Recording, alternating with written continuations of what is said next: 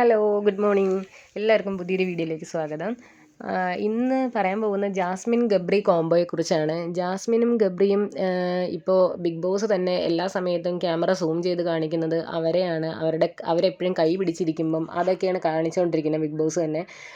ഏത് സമയം അവർ കൈ പിടിച്ച് ഇരിക്കുക, അതുപോലെ ഒരുമിച്ചിരുന്ന് സംസാരിക്കുക, ഒരുമിച്ചൊരു ബെഡിലിരുന്ന് സംസാരിക്കുക, ഒരുമിച്ച് കിടക്കുക, അങ്ങനെയൊക്കെയുള്ള കാര്യങ്ങളൊക്കെയാണ് കാണിച്ചുകൊണ്ടിരിക്കുന്നത്. അപ്പോൾ ശരിക്കും ഇത് കാണുമ്പോൾ എല്ലാവർക്കും അങ്ങനെ ഇഷ്ടപ്പെടണമെന്നൊന്നുമില്ല. അപ്പോൾ അവർ ഇത് നല്ലൊരു ലവ് കോംബോ ആക്കാനായിട്ട് ശ്രമിക്കുകയാണോ എന്താണെന്നൊന്നും അറിഞ്ഞുകൂടാ. അപ്പോൾ ഇത് കാണുമ്പോൾ നമ്മളിപ്പോൾ വീട്ടിലേക്ക് എല്ലാവരും കൂടെയൊക്കെ ഇരുന്ന് കാണുമ്പോൾ, കുട്ടികളും പാരൻസും എല്ലാവരും കൂടെയൊക്കെ ഇരുന്ന് കാണുമ്പോൾ അത്ര നല്ലതായിട്ട് ആർക്കും അങ്ങനെ ഫീൽ ചെയ്യുന്നില്ല. പക്ഷേ ഇത് കാണുമ്പോൾ ഓർമ്മ വരുന്നത് നമ്മുടെ ദിൽറോബിനെയാണ്.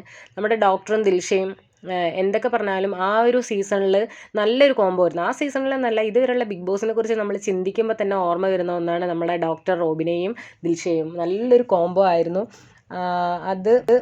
നമുക്ക് കണ്ടിരിക്കുമ്പോഴും ഒരു പ്രശ്നവുമില്ല. അവരങ്ങനെയുള്ള നെഗറ്റീവായിട്ടുള്ള ഒരു മെസ്സേജും പാസ് ചെയ്തിട്ടുണ്ടായിരുന്നില്ല. അവർ നല്ല രീതിയിൽ മാത്രമാണ് കളിച്ചു പോയിരുന്നത്. അവർ തമ്മിലുള്ളൊരു ഫ്രണ്ട്ഷിപ്പ് ആയിരുന്നെങ്കിലും ഒരു ലവ് സ്ട്രാറ്റജി അങ്ങനെയൊന്നും പറയാൻ പറ്റില്ലെങ്കിലും, ഇപ്പോൾ ഡോക്ടർക്ക് ഇഷ്ടമുണ്ടായിരുന്നെങ്കിലും ദിൽഷയ്ക്ക് തിരിച്ചങ്ങോട്ട് അങ്ങനെ ഇഷ്ടമെന്ന് പറഞ്ഞിട്ടില്ല. എന്നാലും അത് കാണാനൊരു രസം ഉണ്ടായിരുന്നു. അത് ആർക്കും അങ്ങനെ ഇഷ്ടപ്പെടാത്ത രീതിയിലായിരുന്നില്ല. ആർക്കും ഇറിറ്റേറ്റിംഗ് ആയിട്ട് അങ്ങനെയൊന്നും തോന്നുന്നതല്ലായിരുന്നു. അപ്പോൾ എപ്പോഴും ഓർക്കുമ്പോൾ, ബിഗ് ബോസിനെ കുറിച്ച് ഓർക്കുമ്പോൾ തന്നെ നല്ല നല്ല ഓർമ്മകളുള്ള ഒരു നല്ല ഒരു കോംബോ ആയിരുന്നു ദിൽറോബ്. അത് ചിലപ്പോൾ ഡോക്ടറെ ഇഷ്ടമില്ലാത്തവർക്ക് പോലും ഇഷ്ടപ്പെടുന്ന ഒരു കോംബോ ആയിരിക്കും എന്നാണ് എനിക്ക് തോന്നുന്നത്.